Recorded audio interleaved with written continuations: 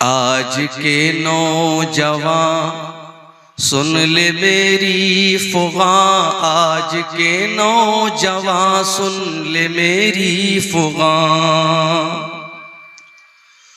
सूवे दश्तो दमन तारी के साहिबा, तू चला है कहाँ छोड़ कर गुलसिता।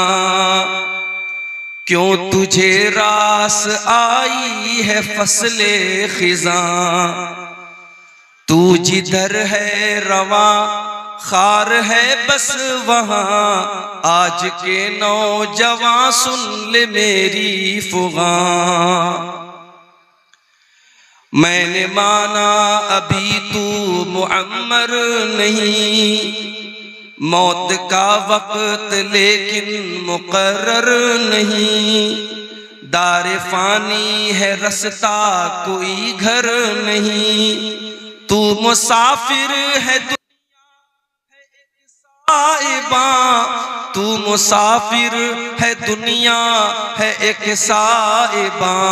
आज के नौजवान सुन ले मेरी फुगा। बाल अंग्रेज जैसे कटाए हुए, मूछ हद से ज्यादा बढ़ाए हुए, और दाढ़ी को बिल्कुल मुड़ाए हुए। क्या मुसलमान के है, क्या मुसलमान के हैं ये शायान शान। आज के नौजवान सुन ले मेरी फुगा, आज के नौजवान सुन ले मेरी फुगा। ऊंचे ऊंचे महल जो बनाए हैं ये, घर नहीं दर हकीकत सराए हैं ये। ऊंचे ऊंचे महल जो बनाए हैं ये, घर नहीं दर हकीकत सराए है ये। हरगिज़ अपने नहीं है पराए है ये, बाद तेरे कोई और होगा यहाँ। आज के नौजवान सुन ले मेरी फुगा, आज के नौजवान सुन ले मेरी फुगा। मैंने माना कि गानों में भी है कशिश, आशिकी के फसानों में भी है कशिश, पर बता कुछ अजानों में भी है कशिश। तुझको आवाज देता है रब्बे जहां, तुझको आवाज देता है रब्बे जहां। आज के नौजवान सुन ले मेरी फुगा, आज के नौजवान सुन ले मेरी फुगा। दाढ़ी रखना बहुत ही है मुश्किल, मगर रोज़े महशर ये आका ने पूछा अगर। दाढ़ी रखना बहुत ही है मुश्किल, मगर रोज़े महशर ये आका ने पूछा अगर। मेरी सूरत में क्या नक्स आया नजर, मेरी सूरत में क्या नक्स आया नजर। क्या कहेगा जवाबन बता तू वहाँ। आज के नौजवान सुन ले मेरी फुगा, आज के नौजवान सुन ले मेरी फुगा। और आखिरी शेर समाप्त फरमाए। बैठकों में न यूं वक्त बर्बाद कर। आज जलसे में हम देखते हैं कि बड़ी तादाद में नौजवान सड़कों पर। मेरे अजीजों, इस तमहीदी गुफ्तगू के बाद मैंने जो नज्म पढ़ी थी तकरीर के बाद, आपने गौर किया होगा उस नज्म में मैंने नौजवानों को खिताब किया था। आज हमारे कौम में अगर कोई तबका ऐसा है जो सबसे ज्यादा जिस पर काम करने की जरूरत है, तो वो तबका नौजवानों का तबका है। और दुनिया की हर कौम अपने नौजवानों को ट्रेंड करती है, अपने नौजवानों को मजबूत करती है, अपने नौजवानों पर मेहनत करती है। आज हमारी कौम का नौजवान कहां जा रहा है? हमारे नबी की सीरत उठा करके देखिए। हमारे नबी के साथ जो सहाबा थे, जो आपके सफ़े अव्वल के सहाबा थे, जिन्होंने आपके साथ पत्थर खाए थे, आपके साथ जंगों में अपने सीने पर तीर और तलवार का जख्म बर्दाश्त किया था।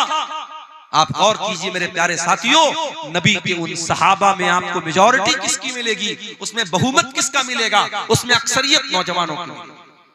अब्दुल्ला बिन मसूद कौन है? नौजवान है। मुसअब बिन उमैर कौन है? नौजवान है। हजरत खालिद बिन वलीद कौन है? नौजवान है। उस्मान गनी कौन है? नौजवान है। तलहा कौन है? नौजवान है। जुबैर कौन है? नौजवान है। अली बिन अबी तालिब कौन है? नौजवान है। मेरे नबी के सहाबा में वो सहाबा जो मेरे नबी के बॉडीगार्ड बन करके चला करते थे, जिन्होंने मेरे नबी के साथ हर मुश्किल को बर्दाश्त किया है, उसमें मेरे प्यारे साथियों बढ़ चढ़ करके हिस्सा लेने वाले नौजवान सहाबा, नौजवान आगे थे।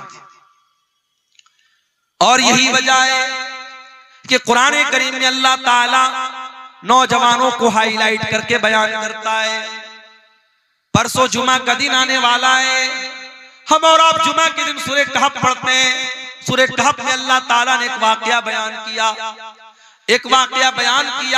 कि अल्लाह ताला के कुछ बंदों ने, एक मुशरिक बादशाह के दौर में वो रहते थे, जब बादशाह ने उनको मजबूर किया इस्लाम को छोड़ने के लिए, तौहीद को छोड़ने के लिए, तो उन अल्लाह के बंदों ने अपनी तौहीद को बचाने के लिए, अपने ईमान को बचाने के लिए अपने बाप का महल छोड़ दिया, अपने माँ बाप की हवेली को छोड़ दिया और एक गुफा में, एक पहाड़ के गार में जाकर के सो गए। और 309 साल तक अल्लाह ताला ने उनको जिंदा सही सलामत सुलाए रखा। 309 साल तक वो सोए रहे। अल्लाह ताला जब इस वाक़े को बयान करता है तो अल्लाह ताला एक बात को हाईलाइट करता है। अल्लाह क्या कहता है? इन्नहुम फित्यतुन आमनू बिरब्बिहिम वज़िदनाहुम हुदा।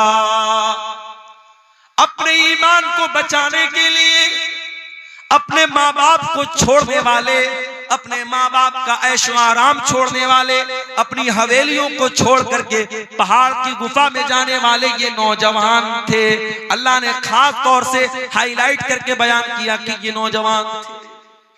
अल्लाह चाहता तो ऐसे ही डायरेक्ट जिक्र कर देता कि चंद लोग थे, मगर अल्लाह ताला ने फित्यतुन का लफ्ज इस्तेमाल किया। इससे ये पता चला कि अल्लाह ताला को नौजवानों का ईमान बहुत पसंद है।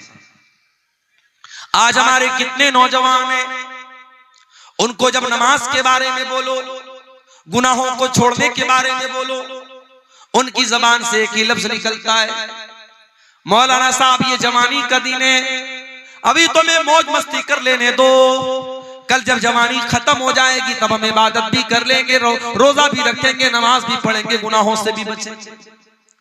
ओ मेरे प्यारे नौजवान साथियों, अज़रबैजान से एक फ्लाइट, एक हवाई जहाज उड़ता है, जिस हवाई जहाज के अंदर 72 मुसाफिर सफर कर रहे थे।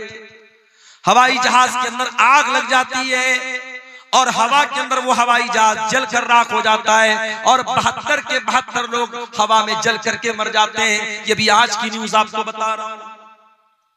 क्या उन 72 लोगों में सारे बूढ़े लोग थे? क्या सारे 70-80 वाले लोग थे? उसमें 20 साल के नौजवान भी थे, उसमें 2 साल का बच्चा भी था, उसमें 25 साल की औरतें भी थी। मेरे प्यारे भाइयों, जब हवाई जहाज के अंदर आग लग जाती है, अंदर का वीडियो वायरल हुआ है, जाकर के इंटरनेट पर देख लेना। फ्लाइट के अंदर जितने लोग हैं वो मालिक को याद कर रहे हैं, वो मौला को याद कर रहे हैं, वो अपने रब को याद कर रहे हैं।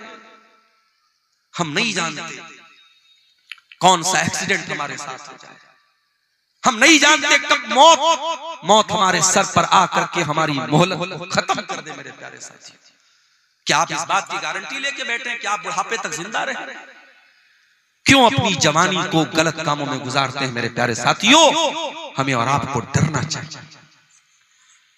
याद रखो मेरे प्यारे साथियों, जवानी में जितने जज्बे के साथ आप नमाज पढ़ लेंगे, जवानी में जितनी ताकत के साथ आप हज उम्रा कर लेंगे, जवानी में जितने जोश के साथ आप अल्लाह की राह में पैसा खर्च कर देंगे, अल्लाह के दीन के लिए आप मेहनत कर लेंगे, कल बुढ़ापे में आप नहीं कर पाएंगे। मैंने वहां मक्के में देखा, सफा मरवा के दरमियान सही कर रहे थे हम लोग। कितने बूढ़े लोगों को मैंने देखा, बूढ़ी औरतों को देखा, बेचारी चलते चलते थक गई, हाँफने लगी। कितने मर्दों को मैंने देखा व्हील चेयर पर वो खाने काबा का तवाफ कोई कुर्सी पर लेकर के करा रहा है व्हील चेयर पे। वो इस लायक नहीं है कि वो खाने काबा के करीब जाकर के अल्लाह के घर के पास जाकर के अपनी बॉडी पर अपने शरीर पे चल के वो खाने काबा का तवाफ कर सके। जवानी होती है, लोग बोलते हैं हज कर लो, उम्रा कर लो, लोग नहीं करते हैं। लोग टाल देते हैं कि चलो बुढ़ापे में कर लेंगे, लड़की की शादी के बाद कर लेंगे, मकान बनवाने के बाद कर लेंगे। मेरे प्यारे साथियों, इस बात की क्या गारंटी है कि कल लड़की की शादी के बाद आप जिंदा रहोगे या लड़की की शादी तक आप जिंदा रहोगे। अभी परसों बनारस में मैं सफर पे निकल चुका था, एक जगह में सफर में गया हुआ था, बनारस में एक मैयत हो गई हमारे अपने मोहल्ले की, और एक इमाम साहब का इंतकाल हो गया। मेरे ख्याल से 50-60 साल उनकी उम्र थी, बिल्कुल हट्टे कट्टे सेहतमंद थे। फजर की नमाज पढ़ने गए और फजर की नमाज पढ़ करके जब वापस घर पे आए हैं, फालिज का हमला हुआ है, ब्रेन हेमरेज हुआ है और हॉस्पिटल ले जाते जाते उन्होंने दम तोड़ दिया। इस तरीके की अचानक मौतें यकीन कीजिए हर हफ्ते हमारे सामने आती हैं, हर महीने हमारे सामने आती है। लेकिन हम बड़े गाफिल लोग हैं। किसी मदरसे में, किसी स्कूल में इम्तिहान का टाइम करीब आता है, जो बच्चा साल में कभी पढ़ाई नहीं करता है, अगर उसको पास होना है, अगर उसको अगली क्लास में जाना है, तो वो नादान बच्चा भी सोचता है नहीं यार साल भर नहीं पढ़ा, चलो कोई बात नहीं, इम्तिहान आ गया, एग्जाम आ गया, अब तो थोड़ी पढ़ाई कर लूं। वो मेहनत करता है, पढ़ाई करता है, उसको मालूम है अगर अब मैंने मेहनत नहीं की तो मैं पास नहीं हो पाऊंगा। मेरे प्यारे साथियों, क्या हमारा और आपका इम्तिहान करीब नहीं है? क्या हम अपनी मौत से करीब नहीं है? हम नहीं जानते हमारा वो इम्तिहान कब शुरू हो जाएगा, मौत कब आ जाएगी, हम नहीं जानते। हम कितने नादान हैं, हमको मालूम है हमारा इम्तिहान कभी भी लिया जा सकता है और हम कोई तैयारी नहीं कर रहे हैं। इसीलिए अल्लाह कुरान में कहता है इक़्तरबा लिन्नासि हिसाबुहुम व हुम फी गफलतिन मुरिदून। ओ लोगों, तुम्हारे हिसाब का टाइम करीब आ चुका है, फिर भी तुम गफलत की नींद सो रहे हो। याद रखो मेरे भाइयों, 70 साल की उम्र में आप नमाजी बन भी जाएंगे, लेकिन 20 साल की उम्र में जो सजदा आप करेंगे, अल्लाह ताला को ये सजदा जितना महबूब है, 70 साल वाला सजदा अल्लाह को उतना महबूब नहीं। 70 साल में कोई सुधर गया, 60 साल में कोई नेक बन गया, हम उसका मजाक नहीं उड़ा रहे, हम उस पर तंज नहीं कर रहे। कोई 60 साल की उम्र में अगर नमाज पढ़ रहा है बहुत अच्छी बात है, लेकिन तौबा करने का, अल्लाह की तरफ पलटने का, अल्लाह के दीन की तरफ आने का बेहतरीन टाइम जवानी का टाइम है। मेरे प्यारे साथियों, अपनी जवानी में तौबा करो, अपनी जवानी में अल्लाह के प्यारे नबी फरमाते हैं ला तज़ूलु क़दमा इब्ने आदम मिन इंद रब्बिही यौमल क़ियामा। क़यामत के दिन इंसान अपनी जगह से हिल नहीं पाएगा जब तक वो 5 सवालों का जवाब न दे दे। इन 5 सवालों का जवाब अब्दुल गफ्फार साहब को भी देना पड़ेगा, इन 5 सवालों का जवाब हुसैन सलफी साहब को भी देना पड़ेगा, हमारे नाज़िम इजलास साहब को भी देना पड़ेगा, उस्मान मुखिया साहब को भी देना पड़ेगा, पढ़े लिखे को भी देना पड़ेगा, अनपढ़ को भी देना पड़ेगा, दौलतमंद को भी देना पड़ेगा, गरीब को भी देना पड़ेगा, सीमांचल के लोगों को भी देना पड़ेगा, नॉर्थ इंडिया के लोगों को, साउथ इंडिया के लोगों को, सारे बंदों को, सारे इंसानों को देना पड़ेगा। ला तज़ूलु क़दमा इब्ने आदम, जो आदम का बेटा है, जो इंसान है, जो मर्द है, जो औरत है, हर इंसान को, हर मर्द औरत को इन 5 सवालों का जवाब देना है। अल्लाह, दुनिया का कौन सा एग्जामिनर है जो एग्जाम के पहले आपको पेपर आउट कर दे? पेपर आउट हो जाए तो एग्जाम कैंसिल हो जाता है। उस मालिक का करम देखो, उस रब्बुल आलमीन की रहमत देखो, उसने कयामत के दिन का पर्चा आउट कर दिया। जा मेरे बंदे, तू तैयारी कर, 5 सवाल का जवाब सबको देना, हिल नहीं सकते। पहला सवाल होगा अनुम्रिही फीमा अफना। ऐ इंसान, तूने अपनी जिंदगी को कहां गुजारा? जब तक तू बच्चा था, ना बालिग था, ना समझ था, तेरे गुनाह नहीं लिखे जाते थे, तेरी गलतियां नहीं लिखी जाती थी। जब तू 12-13 साल का हो गया, लड़की को पीरियड आने लगा, लड़के को दाढ़ी मूछ के बाल आने लगे, ज़ेरे नाप बाल आने लगे, लड़का बालिग हो गया, लड़की बालिग हो गई। अब बालिग होने के बाद से लेकर के अपनी मौत तक, चाहे तू 50 साल तक जिंदा रहा, 60 साल तक जिंदा रहा, 70 साल तक जिंदा रहा, जितनी तुझको जिंदगी मिली मेरे बंदे, तूने बालिग होने के बाद से लेके अपने आखिरी दिन तक तूने क्या क्या किया? चल पूरी जिंदगी का हिसाब दे। अल्लाह अकबर। 50 साल में, 60 साल में, बालिग होने के बाद से लेकर, बचपन का हिसाब नहीं लिया जाएगा। बचपन में जब इंसान ना समझे उसका अल्लाह के हिसाब नहीं होगा। उसके बाद से लेकर के मरने के दिन तक का हिसाब अल्लाह ने। अन उम्र ही फीमा, कहां गुजारा तूने जिंदगी, चल हिसाब दे। ये पहला सवाल होगा कयामत के दिन के पेपर पर। दूसरा सवाल, वन शबाबिही फीमा बला, ऐ मेरे बंदे, तू 70 साल दुनिया में रह के आया था, तेरे 40 साल के बाद की जिंदगी तो बड़ी अच्छी गुजरी। मस्जिद का मुतवल्ली भी बन गया, मदरसे का नाजिम भी बन गया, हाजी साहब भी बन गया, फजर की नमाज में लाठी लेके पहुंचने लगा, कोई गलत काम नहीं करता था, दिन रात अल्लाह अल्लाह करता था, बहुत अच्छी बात है। लेकिन ऐ मेरे बंदे, तू 20 साल से लेकर के 40 साल तक कैसा था? तेरी जवानी कहां गुजरी? तेरी जिंदगी का सबसे खतरनाक पीरियड कहां गुजरा? कहीं ऐसा तो नहीं तू शराब पिया करता था, कहीं ऐसा तो नहीं तू ज़िना किया करता था, कहीं ऐसा तो नहीं तू गंदी मूवीज देखा करता था, कहीं ऐसा तो नहीं तू नाजायज लड़कियों के साथ चैटिंग किया करता था, कहीं ऐसा तो नहीं तू होटलों में नाच गाना देखने जाता था। वअन शबाबिही फीमा बला, मेरे बंदे तू अपनी जवानी का हिसाब दे, तूने कहां गुजारा उसको?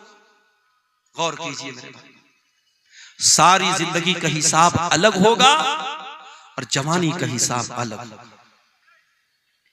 तीसरा सवाल, वन मालिही मिन ऐन इक्तसबहू, तूने माल कहां से कमाया? क्रिप्टो से कमाया, ड्रीम 11 से कमाया, मेटा ओजोन से कमाया, ऑनलाइन हराम एप्स के जरिए कमाया, सट्टा बाजार के जरिए कमाया, जुआ खेल करके कमाया, क्रिकेट पर सट्टा लगा करके कमाया, कैसे कमाया? ये बड़ा मसला हमारे नौजवानों का है।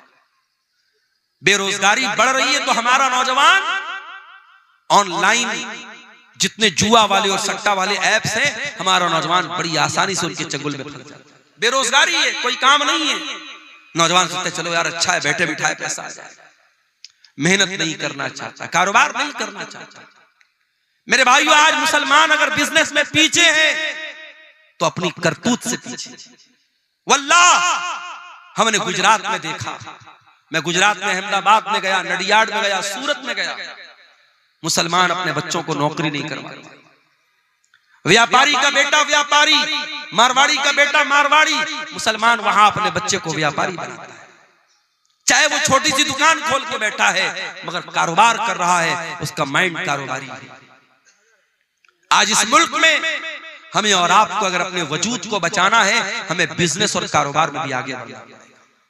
और मैं ये बात इसलिए कर रहा हूं क्योंकि अगर हमने अपने आप को बिजनेस में आगे नहीं बढ़ाया, आगे आने वाले दिनों में बड़ी कठिनाइयां आएंगी।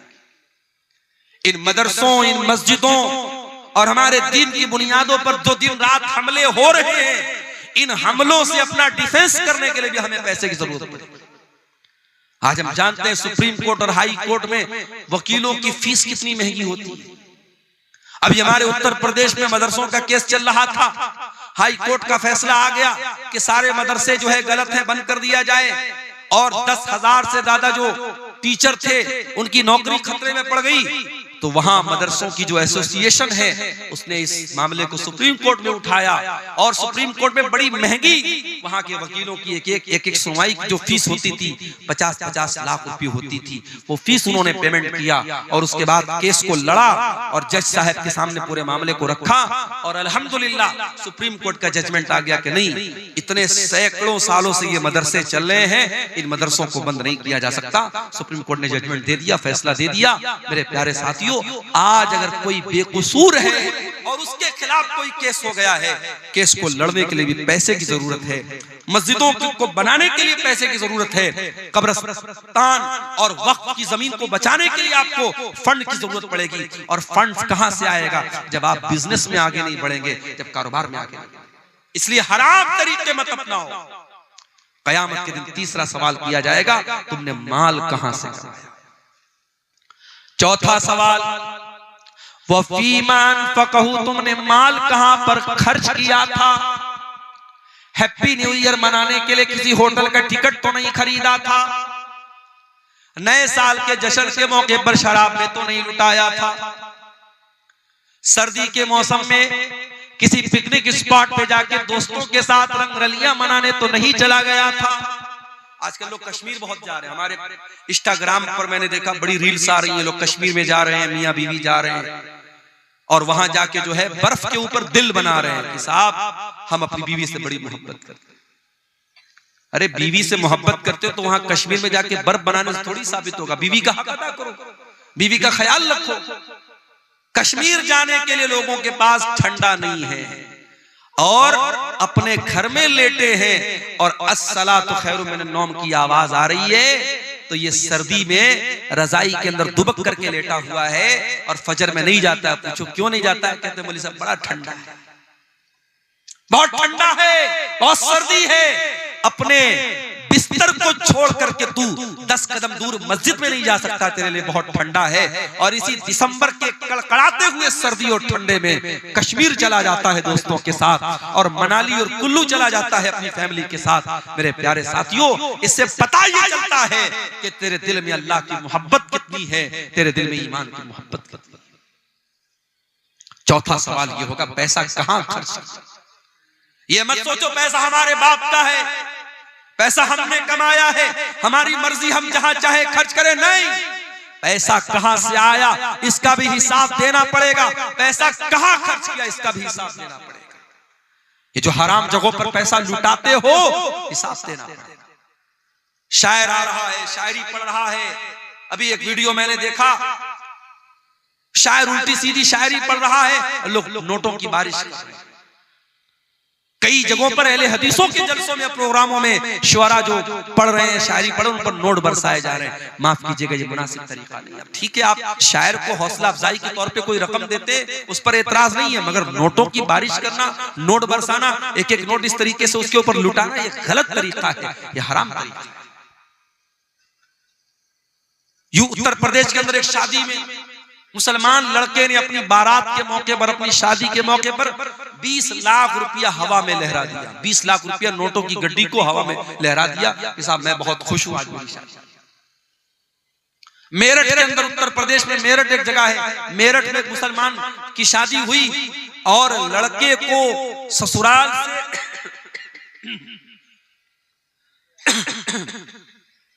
लड़के को ससुराल से 2.5 करोड़ रुपए की रकम मिली और मौलाना साहब जो निकाह पढ़ाने आए तो उनको 11 लाख रुपए कैश। हमारे यहाँ जब ये न्यूज आई तो हमारे बहुत सारे मदरसे के टीचरों ने कहा कि चलो अब वही मेरठ में चल के हम लोग निकाह पढ़ाते हैं। 11 लाख रुपए एक निकाह का मिल रहा है। तो मुसलमान पैसा लुटा रहा है भाई। आज आप जाके देख ले, जितने खाने पीने की दुकानें हैं वहां गैर मुस्लिमों की भीड़ आपको नहीं मिलेगी, मुसलमानों की। ये कबाब की दुकानें, ये बिरयानी की दुकानें, ये चटर पटर सामानों की दुकानें कौन मिलेगा? मुसलमान मिलेगा। अभी मैं कटिहार स्टेशन के बाहर देखा, कोई चाय वाला था, चाय की दुकान पे वो चाय बेच रहा है, हांडी वाली चाय, बड़ी मशहूर चाय भाई। उसकी चाय पीने ज्यादा नौजवान मुसलमान जा रहे और चाय भी पी रहे, साथ में सिगरेट का धुआं भी उड़ा रहे। दौलत अल्लाह की बहुत बड़ी नेमत है। इस दौलत का हिसाब देना पड़ेगा आपको। कहां खर्च किया आपने, कहां से आई ये दौलत, अल्लाह को हिसाब देना पड़ेगा। 5वां सवाल किया जाएगा, व माज़ा अमिल फीमा अलिमा, तूने जो इल्म हासिल किया, हर साल तेरे मदरसे का जलसा होता था, तू परिवार के साथ जलसे में जाता था, औरत भी जाती थी, मर्द भी जाता था। कभी बनारस से कोई आलिम आया, कभी दिल्ली से आया, कभी कलकत्ता से आया, कभी इटावा से आया। तूने उलमा के बयानात को सुना, व माज़ा अमिला फीमा अलिमा, तूने उस इल्म के ऊपर अमल कितना किया? अमल कुछ नहीं किया, अमल कुछ नहीं किया। पिछले साल भी जो बेनमाजी, इस साल भी बेनमाजी।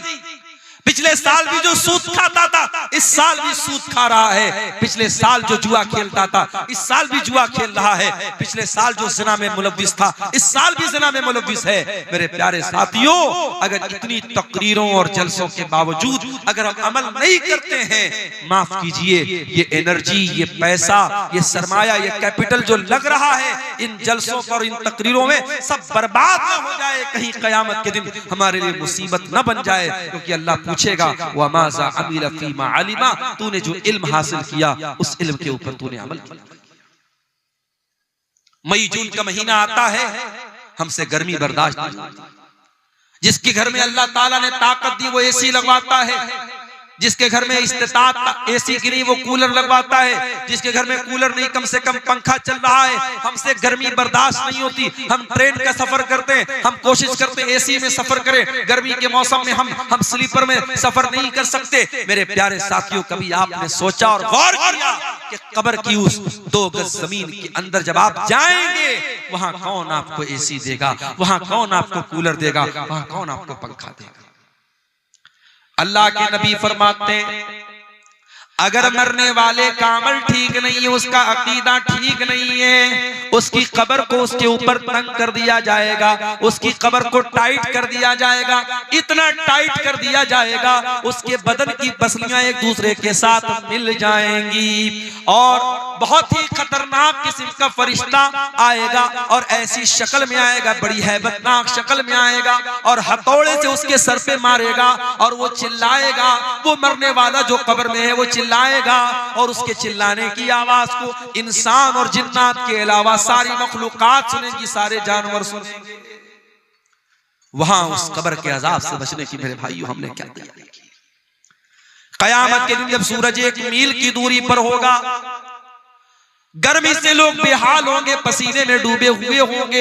अल्लाह के नबी फरमाते हैं, सबअतुन युज़िल्लुहुमुल्लाहु फी ज़िल्लिही यौमा ला ज़िल्ला इल्ला ज़िल्लुहु। कयामत के दिन 7 लोग ऐसे होंगे जिनको अल्लाह ताला अपने अर्श का साया देगा, और जिसको अल्लाह ताला अर्श का साया दे देगा उसको एसी की जरूरत नहीं पड़ेगी, उसको कूलर की जरूरत नहीं पड़ेगी, उसको गर्मी ही नहीं लगेगी, उसको पसीना ही नहीं बहेगा। समझो अल्लाह ताला अपनी स्पेशल एसी दे देगा कयामत के दिन। किसको? 7 लोग। नंबर 1, अल इमामुल आदिल, अदल इंसाफ करने वाला इमाम। इमाम किसको बोलते हैं? मस्जिद में नमाज पढ़ाने वाला इमाम यहां मुराद नहीं है।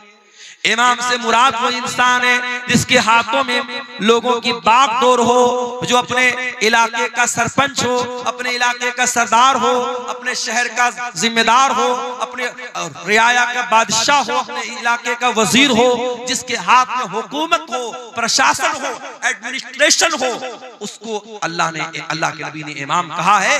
और इमाम की पहचान ये होनी चाहिए, वो इमाम आदिल, जिसके हाथ में हुकूमत हो, वो किसी के साथ अन्याय न करे, अत्याचार न करे, जुल्म न करे। अगर हुकूमत है और अत्याचारी है, वो जालिम है, अल्लाह के उसकी बड़ी सख्त पकड़। नंबर 2, वशाफुन नशा फी इबादतिल्लाह, और अल्लाह ताला कयामत के दिन अपने अर्श का साया उस इंसान को देगा, उस नौजवान को देगा जिसकी जवानी अल्लाह की इबादत में गुजरी हो। जवानी अल्लाह की इबादत में गुजरी, जिसकी जवानी मस्तियों में, हराम कामों में, अय्याशी में न गुजरी हो, जिसने अपनी जवानी को अल्लाह की इबादत में गुजारा। शेख सादी कहते हैं, दर जवानी तौबा करदन शेवे पैगंबरी, वक्त पीरी गुर्गे जालिम की शवत परहेजगार। अरे जवानी में तौबा करो, जवानी में तौबा करना और अल्लाह की तरफ लौट के आ जाना, ये पैगंबरों का तरीका है, ये नबियों का तरीका है। बुढ़ापे में तो जालिम भेड़िया भी शरीफ बन जाता है। बुढ़ापे में तौबा कर ली तो कौन सा कमाल कर लिया। तौबा करना है तो जवानी में करो, नमाज की आदत डालना है जवानी में डालो। हज और उम्रा अगर अल्लाह ने दौलत दी है, हज और उम्रा जवानी में जाके करो, अपनी बीवी को लेके जाओ, जवानी में कराओ मेरे प्यारे साथियों। और जवानी में जब आप हज और उम्रा करेंगे उसकी एक अलग लज्जत मिलेगी। उसके बाद फरमाया वरजुलानी तहाब्बा फिल्लाहि इज्तमा अलैहि व तफर्रका अलैहि, और दो लोग आपस में मोहब्बत करते हो अल्लाह के लिए, मिलते हो तो अल्लाह के लिए, जुदा होते हो तो अल्लाह के लिए। मुझे मालूम है सीमांचल के इस इलाके में बहुत मोहब्बतें भी मुझको मिलती हैं। बाज इलाकों में जाता हूँ, 70 साल का बूढ़ा आता है, मुझे बड़े खुश होकर के मुझसे मुसाफा करता है और बड़ी खुशी के साथ कहता है मौलाना आज तक आपको यूट्यूब में देखते थे, आज पहली बार रियल देखे। ऐसी बूढ़ी औरतों के फोन भी मेरे पास आते हैं जो कहती है कि मौलाना रात में आपकी तकरीर सुने बगैर नहीं सोती, मेरा कोई रिश्ता नहीं है, कोई रिलेशन नहीं है, मैं उनके इलाके का नहीं हूं, फिर ये मोहब्बत क्यों है? ये मोहब्बत इसलिए है कि कहीं ना कहीं दिल में ये बात है कि ये अल्लाह की बात बता रहा है, रसूल की बात बता रहा है, अल्लाह की मोहब्बत ये हमारे और आपके रिश्ते को जोड़ रही है। 7 दिसंबर को मेरा प्रोग्राम था रत्नी, इसी कटिहार के रत्नी इलाके में। मजबूरी आ सकती है, मिस हैपनिंग आ सकती है। शनिचर का दिन था, प्रोग्राम में मैं नहीं आ सका, छुट्टी नहीं मिल पाई। जिम्मेदारान मुझे आखिरी दिन तक फोन करते रहे। मैं 1 हफ्ता पहले उनको बता दिया मैंने कि देखिए बहुत सख्ती हो गई है, छुट्टी नहीं मिल रही, लेकिन प्रोग्राम में मैं नहीं आ पाया। बाद में बहुत लोग नाराज भी हुए, लोगों ने वहां कमेटी वालों को कहा कि लोगों ने झूठ मूठ बात नहीं की, मौलाना से नाम दे दिया। हम सबको ये बात समझनी चाहिए, जलसे के मैनेजमेंट कमेटी को भी समझना चाहिए और आम पब्लिक को भी ये समझना चाहिए कि जिस मुकर्रिर को हम बुलाते हैं वो भी इंसान है, उसके साथ मजबूरी आ सकती है, उसके साथ कोई हादसा हो सकता है, और खास तौर से अगर वो इंसान किसी इदारे के साथ जुड़ा है, किसी बंधन में है, किसी मुलाजमत में है, तो फिर उसके साथ और मजबूरियां भी हो सकती हैं। हमें तमाम बातों का लिहाज रखना चाहिए।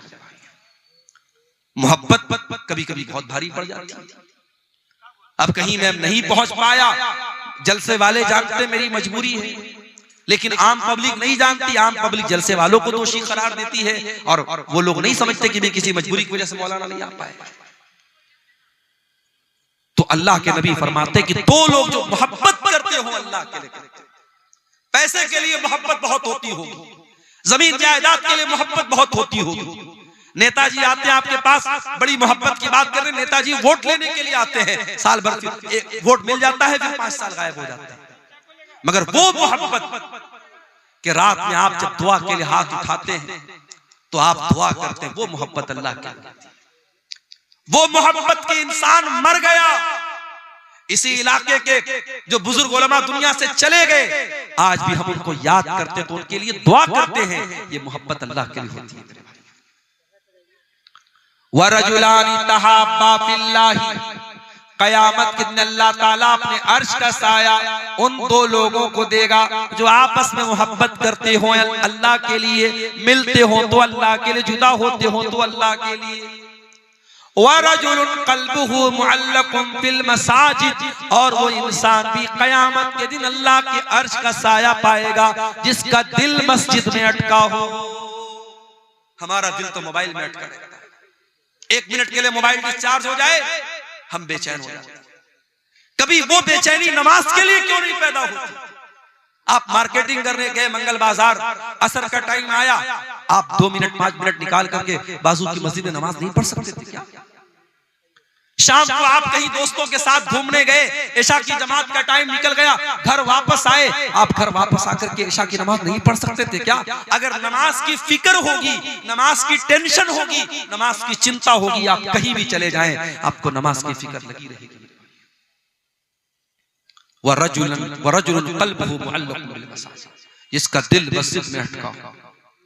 अल्लाह के प्यारे नबी को नमाज की इतनी चिंता होती थी, इतनी फिक्र होती थी कि जब जंगे खंदक का मौका आया और दुश्मनों से लड़ाई का टाइम चल रहा था, दुश्मन हमला कर रहे थे, अल्लाह के नबी और सहाबा अपना डिफेंस कर रहे थे। उसी हालत में असर की नमाज का टाइम हो जाता है और जंग इतने जोर से चल रही थी कि जंग को रोक करके नमाज पढ़ने का टाइम नहीं था। यहाँ तक कि सूरज गुरूब हो गया और मगरिब का टाइम आ गया और असर की नमाज कज़ा हो गई।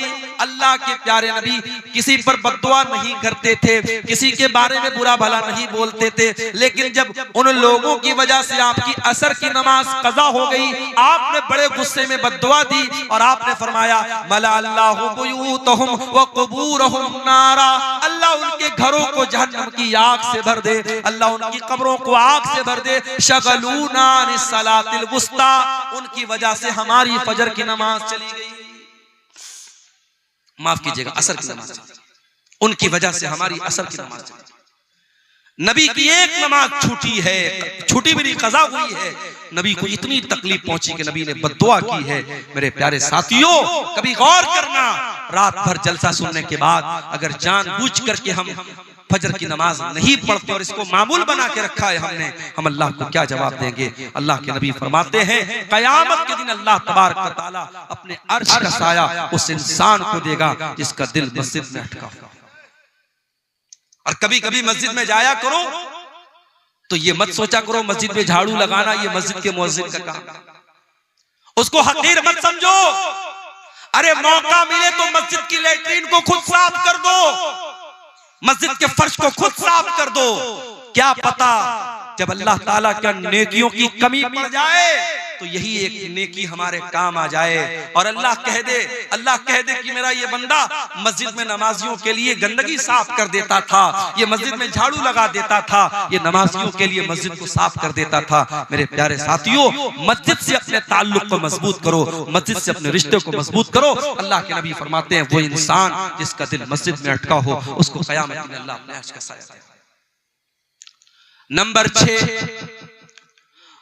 वरजुलुन दातहुम रातुन ज़ातु मनसबिन व जमालिन फ़क़ाल इन्नी अख़ाफ़ुल्लाह, और वो इंसान भी क़यामत के दिन अल्लाह के अर्श का साया पाएगा जिसको कोई खूबसूरत औरत और पैसे वाली औरत, मलका औरत, हुकूमत वाली औरत गुनाह की दावत दे और वो ये कह के ठुकरा दे कि मैं अल्लाह से डरता हूं। ज़िना का मौका मिले, बदकारी का मौका मिले और वो ठुकरा दे उस पाक दामन इंसान को अल्लाह के नबी फरमाते हैं कयामत के दिन अल्लाह अपने अर्श का साया देगा। आज हमारा नौजवान क्या कर रहा है मेरे भाई?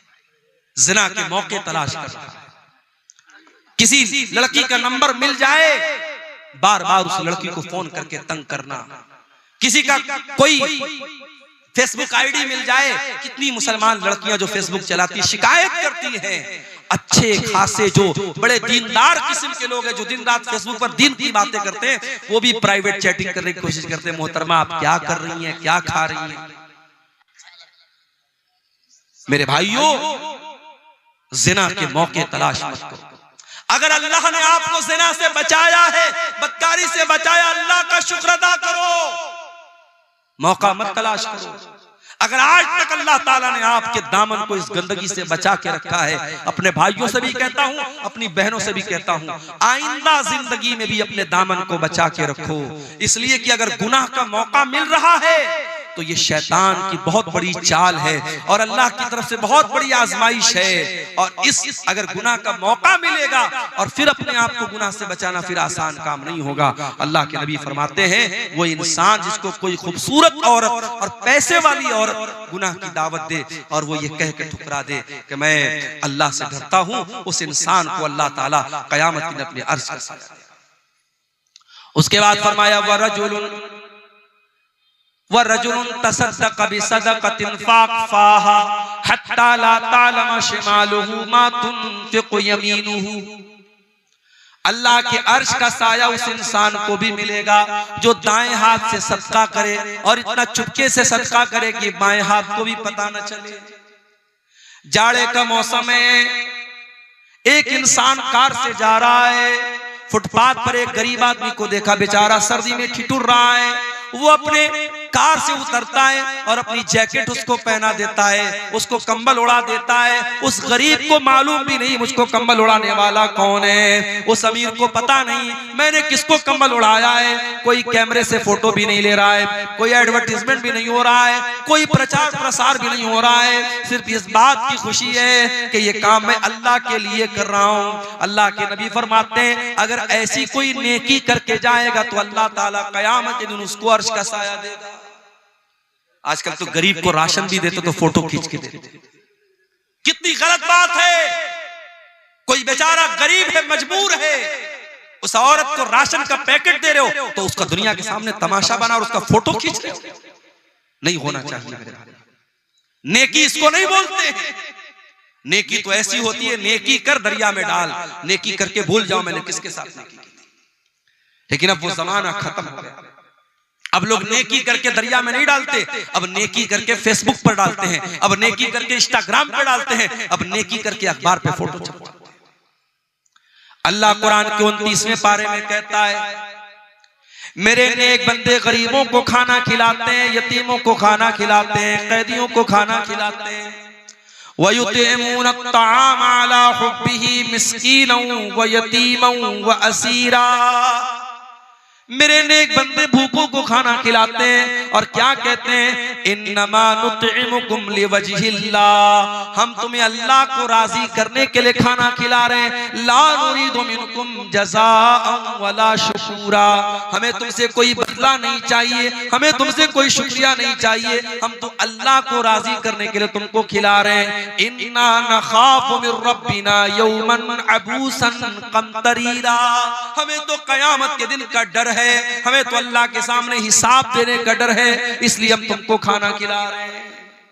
कुछ नेकी ऐसी भी करके जाओ, नेकी का प्रचार करवाना, नेकी का ऐलान करवाना ये तो बहुत होता है, लेकिन नेकी करके भूल जाओ कि मैंने नेकी की है। कुछ ऐसी नेकी भी कयामत के दिन लेके जाओ ताकि अल्लाह ताला कयामत में अपने उन खुशनसीब बंदों में हमें और आपको भी शामिल कर दे।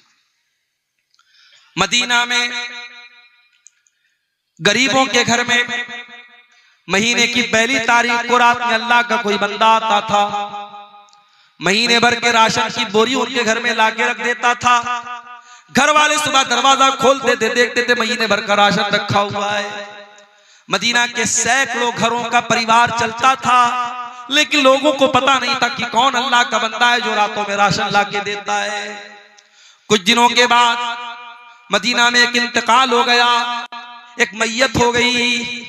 मैयत को जब नहलाया जाने लगा, जब मैयत के बदन से कपड़ा उतारा जाने लगा, उस मैयत की पीठ के ऊपर मोटे मोटे बोरे के निशान नजर आने लगे। लोग हैरान हो गए, ये तो जो मरने वाला इंसान है ये तो नबी के खानदान से ताल्लुक रखता है, ये तो नबी के नवासे का बेटा है, ये तो हुसैन इब्न अली का बेटा अली बिन हुसैन है, इसकी पीठ पर मोटे मोटे निशान क्यों है? ये तो बोरी नहीं उठाता था, ये तो बोझ नहीं उठाता था, इस इंसान की पीठ पर ये मोटे मोटे निशान कैसे हैं? ये खबर पूरे मदीना में फैल गई। मदीना के उन गरीब परिवारों तक भी ये खबर गई। मदीना के उन गरीब परिवारों को समझ में आ गया हमारे घर में हर महीना राशन की बोरी लाद करके हमारे घर तक लाने वाला कोई और इंसान नहीं था, वो अली बिन हुसैन थे, वो नबी के अहले बैत में से थे, वो नबी के नवासे के बेटे थे। ऐसे भी लोग थे मेरे भाई, सारी जिंदगी गरीबों के घर में अनाज पहुंचाते रहे। मरने के बाद जब नहलाया जाने लगा तब उनके पीठ के निशानों से पता लगा कि ये काम वो करते थे। हम और आप तो रियाकार हो गए मेरे भाई, दिखावे की दुनिया आ गई, हर चीज में शो ऑफ आ गया, हर चीज सोशल मीडिया पे हम डालने लगे। हज करने जा रहे हैं, मेरी बीवी कहने लगी, जब मैं उम्रा करने गया, बीवी कहने लगी कि हम लोग भी जो है जब तवाफ करेंगे तो आप अपना हाथ खाने काबा पे रखिएगा और मैं भी अपना हाथ रखूंगी और दोनों लोग फोटो लेंगे। मैंने कहा ये चोंचलेबाजी मुझको पसंद नहीं। उम्रा करने आए हो भाई, तवाफ करने आए हो, वहां बैठ करके बीवी अपना हाथ रख रही है, शौहर अपना हाथ रख रहा है और दोनों फोटो ले रहे हैं ताकि दुनिया को पता लग जाए साहब मियां बीवी दोनों साथ में उम्रा करने गए। तो क्या है ये चोंचलेबाजी? आज लोग मदीना के अंदर जाके निकाह कर रहे हैं। क्या कोई ऐसी दलील मिलती है कि मदीना के अंदर निकाह करने से सवाब बढ़ जाता है क्या? फेसबुक के ऊपर, इंस्टाग्राम पर वीडियो आता, रील आती कि साहब ये तो बड़ी खुशकिस्मत औरत है, इसका निकाह कहाँ हुआ? मदीना में हुआ। तो क्या हिंदुस्तान में और कटिहार में जो निकाह हो रहा है सब बदकिस्मत लोग हैं? अजीब व गरीब मंतिक है मेरे भाई। मसला याद रखो, निकाह मस्जिद के अंदर हो सकता है, मगर निकाह मस्जिद के अंदर करना कोई सुन्नत नहीं है और कोई सवाब का काम नहीं। ये मसला याद रखो। मस्जिद के अंदर निकाह हो सकता है, लेकिन अगर कोई ये समझता है कि मस्जिद के अंदर निकाह करने से सवाब ज्यादा मिलेगा या मस्जिद के अंदर निकाह करना सुन्नत है, नहीं, सुन्नत नहीं है और ना इससे सवाब ज्यादा मिलेगा। कर सकते, इजाजत है बस। लोग मदीना जाके निकाह कर रहे हैं और वहां औरत बाकायदा दुल्हन बन के आ रही है, लड़का दुल्हा बन के आ रहा है, फोटो खींचा जा रहा है, वीडियो बन रही है। क्या तमाशा हो रहा है मेरे भाई। नबी के शहर को क्या बना के रखा, नबी की मस्जिद को क्या बना के रखा आपने? हर चीज में शो ऑफ। और अब तो ऐसी वीडियो भी आने लगी कि दादा मर गए हैं, दादा का इंतकाल हो गया है, दादा की नाक में रुई डाली गई है, मैयत है, उनका जनाजा पड़ा हुआ है और पोता जो है वो सेल्फी ले रहा है, वीडियो साथ में ले रहा है कि I am with my grandpa, वो अपने दादा के साथ। क्या मतलब है भाई? मुर्दे को तो बख्श दो अल्लाह के वास्ते, जिंदों के साथ बहुत सेल्फी ले लिया आपने। अब्दुल गफ्फार साहब आए, स्टेज पर आने लगे, मौलाना साहब एक सेल्फी दे दीजिए। मौलाना साहब एक सेल्फी आपके साथ लेना चाहता हूं। भाई उलमा के साथ आपको सेल्फी लेने का शौक है, उलमा की बातों पर अमल का शौक है? सेल्फी लेने का शौक अगर सिर्फ इसलिए है ताकि दोस्तों को बता सकूं फला आलिम के साथ मैंने सेल्फी लिया था, फला मौलाना साहब के साथ मैंने फोटो लिया था, सिर्फ अगर अपना शो ऑफ करना है, अपनी वाहवाही करना है, तो मेरे भाइयों बहुत गड़बड़ है ये चीज। हाँ, अगर आपको किसी आलिम से मोहब्बत है, उसकी तकरीरों को आप सुनते हैं और फिर उसकी बातों पर अमल भी करते हैं और फिर वो आलिम आपके इलाके में आता है और आपने कहा मौलाना आपसे बड़ी मोहब्बत करता हूँ, एक फोटो दे दीजिए, तो ठीक है, मौलाना लोग भी आपका दिल नहीं तोड़ेंगे, वो आपके साथ सेल्फी ले लेंगे। मगर सिर्फ सेल्फी लेने का मकसद वाहवाही करना है तो ये गलत है। शो ऑफ मत कीजिए। हमारा दीन शो ऑफ वाला दीन नहीं है, हमारा दीन बड़ा सिंपल, बड़ा सादा दीन है। अल्लाह के नबी फरमा रहे हैं, दाहिने हाथ ने सदका किया, बाएं हाथ को भी पता नहीं चला। इतना चुपके से सदका किया, इतना चुपके से दान दिया, इतना चुपके से खैरात किया, दाहिने हाथ का सदका बाएं हाथ को पता नहीं चला। कुछ ऐसा दान भी यहां दीजिए मदरसों में आप कि जो आपको मालूम है और अल्लाह को मालूम है। बड़ी बड़ी रकम लोग दे देते हैं, मालूम नहीं।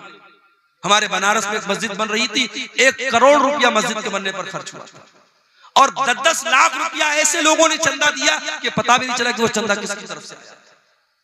औरतों की तरफ से सोने के जेवरात आए, मालूम भी नहीं हुआ कौन सी औरत ने दिया था। तो कुछ ऐसे काम भी करके जाइए कि दाएं हाथ का सदका बाएं हाथ को पता ना चले।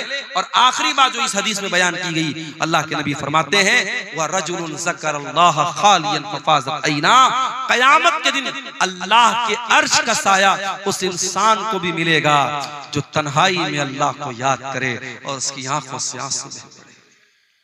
मेरे भाइयों, अगर आपका दिल कुरान सुन करके भी नहीं रोता है, आपकी आंखों से कब्रिस्तान की कब्र देख करके भी आंसू नहीं निकलते हैं, इसका मतलब कि दिल की जमीन बंजर हो चुकी है, दिल के अंदर से ईमान खत्म। कभी कभी रात के सन्नाटे में अपने कमरे में बैठ करके अल्लाह को याद करो। मेरे प्यारे भाइयों, अपने माजी में किए गए गुनाहों को हम याद करें, अपनी गलतियों को याद करें और मालिक के रहमत को याद करें। मालिक के सामने आंसू बहा लें, मालिक के सामने रो लें, मालिक के सामने गिड़गिड़ा लें, मालिक से तौबा कर लें। अल्लाह की कसम, ये चंद आंसू हमारी मगफरत के लिए काफी हो जाएंगे। अल्लाह के प्यारे नबी फरमाते हैं, ऐनानी ला तमस्सुहुमुन नार, 2 आंखें ऐसी हैं जो जहन्नम के अंदर नहीं जा सकती हैं। ऐनुन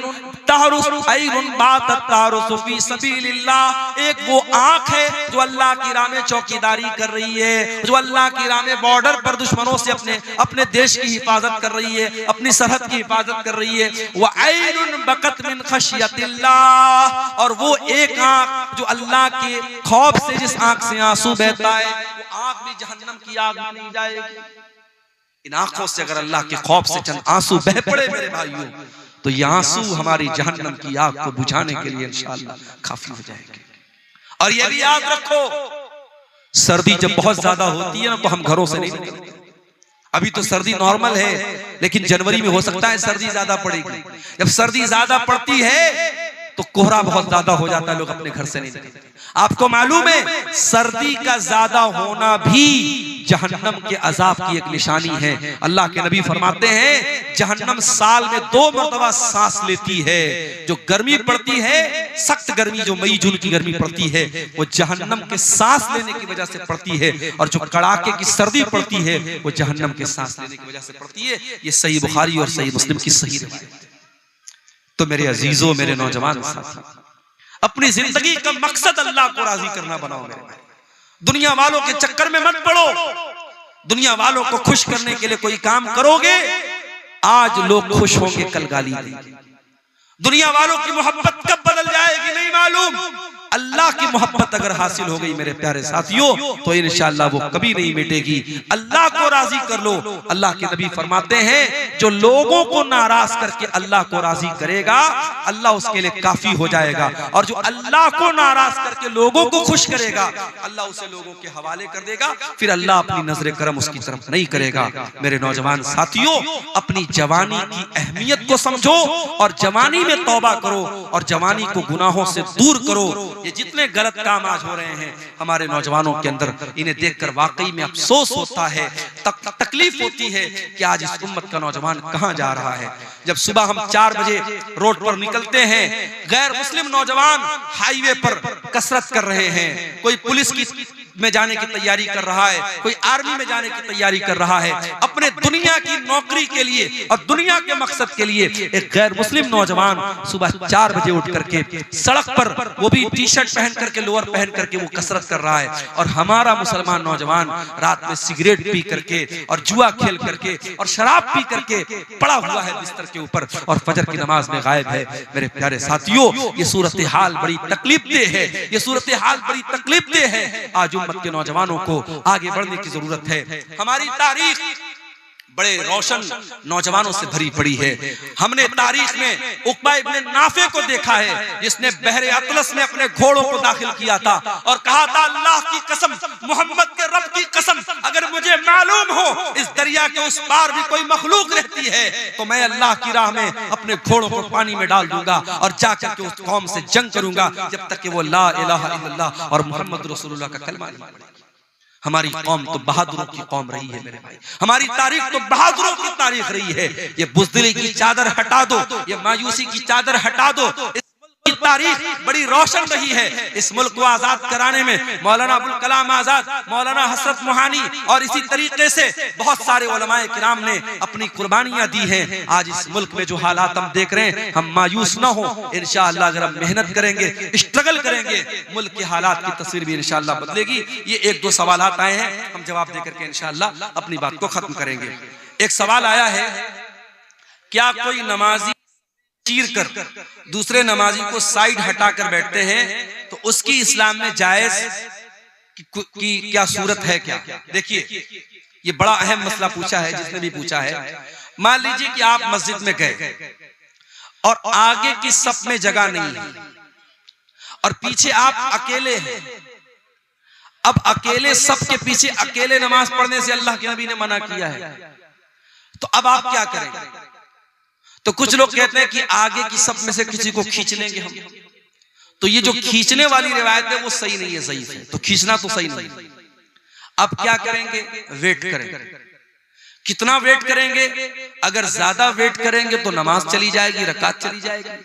तो अगर रकात जा रही है या नमाज जा रही है तो आप अकेले भी सबके पीछे खड़े हो सकते। अगर साइड में कोई जगह नहीं तो आप अकेले खड़े हो सकते।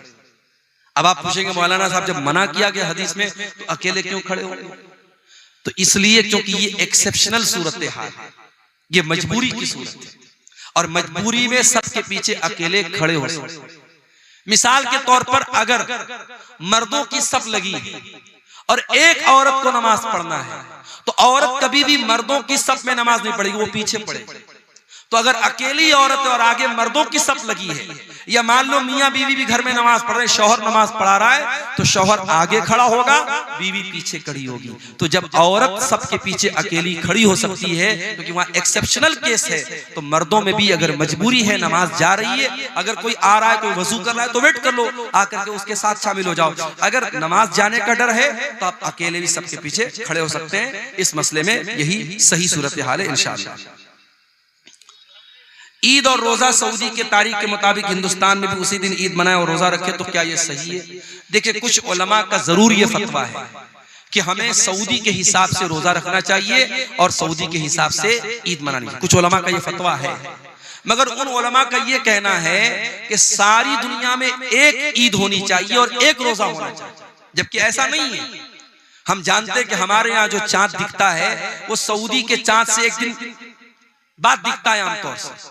तो अब जब ये डिफरेंस है और हमारी ईद और सऊदी की ईद हर साल डिफरेंट आ रही है, तो उन्हीं उलमा का ये भी फतवा है कि जब तक इस पर सारी उम्मत का इत्तेफाक नहीं हो जाता, तब तक अपने इलाके के हिसाब से आप रोजा रखिए और अपने इलाके के हिसाब से आप ईद मनाइए। उसमें कोई नया मसला पैदा करके मुसलमानों में आपस में इंतशार पैदा मत।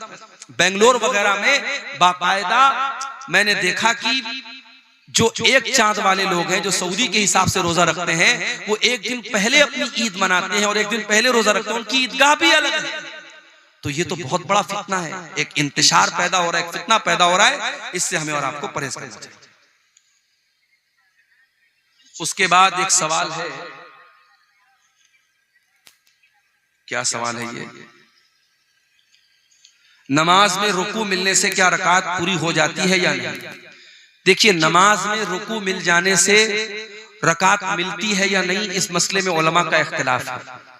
कुछ हदीसों से ये बात मालूम होती है कि रुकू मिल गया तो रकात मिल गई, लेकिन ज्यादातर दलीलों से ये बात समझ में आती है कि सिर्फ रुकू मिलने से रकात नहीं मिलती, क्योंकि जिसको रुकू मिला है उसको सूरह फातिहा भी नहीं मिली, इमाम के साथ क़ियाम भी नहीं मिला, इमाम के साथ क़िरात भी नहीं मिली।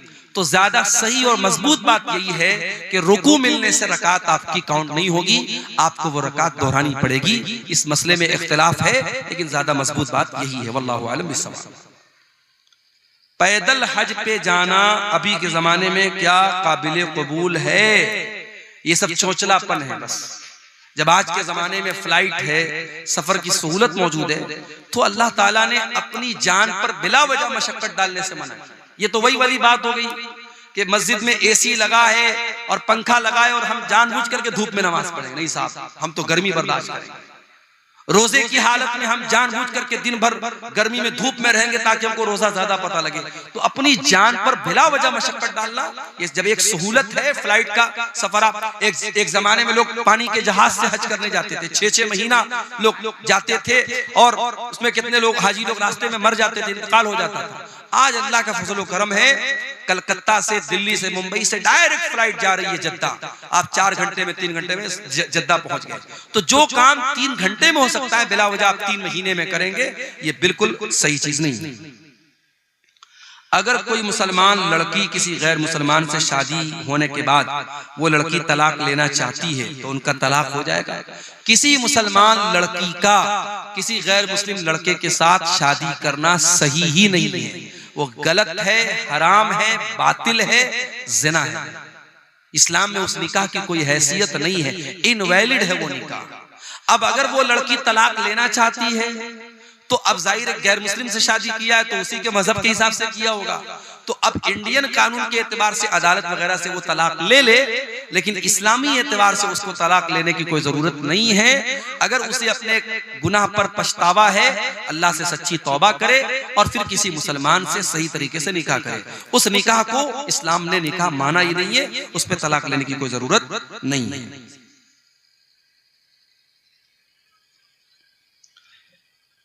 बीवी का शौहर पर कितना हक है? बीवी का शौहर पर बहुत हक है। अब उसको कितना परसेंटेज में तो नहीं बता सकते, लेकिन हाँ, इस्लाम में बीवी का शौहर पर भी हक है और शौहर का बीवी पर भी हक है। शौहर का हक क्या है बीवी के ऊपर? बीवी उसकी बात माने, उसकी खिदमत करे, उसको खुश रखे उसकी जरूरतों को पूरा करे।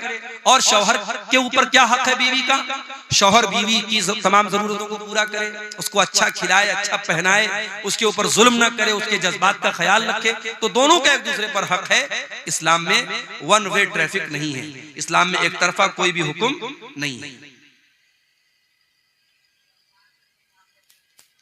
अगर कोई बच्चा पैदा होता है सनीचर की शाम 7 बजे, तो क्या अकीका के लिए सनीचर को शुमार करेंगे या इतवार से उसका शुमार किया जाए?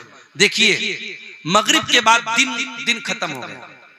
अब मान लीजिए कि शाम को 7 बजे बच्चा पैदा होता है सनीचर को, और मगरिब की अजान अगर उस इलाके में 6 बजे हो रही है, तो फिर वो सनीचर का दिन पहला दिन नहीं माना जाएगा, इतवार का दिन पहला दिन माना जाएगा।